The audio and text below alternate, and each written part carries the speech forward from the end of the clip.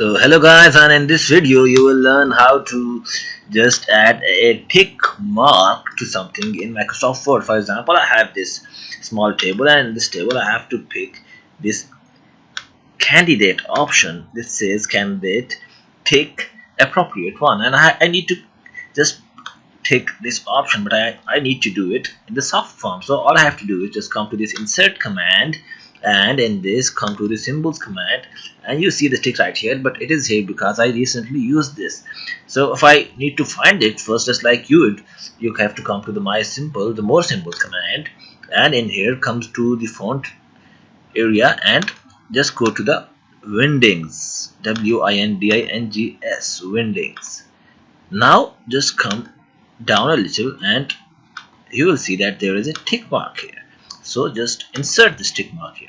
Now this tick mark is here, but this doesn't look nice because you see it has to be wrapped around by some kind of a border. So how I will do that is, you may ask, so I will do that is I will just select this and come here and just select this outside borders command. Click this and you have your tick inside a box. So that's it guys.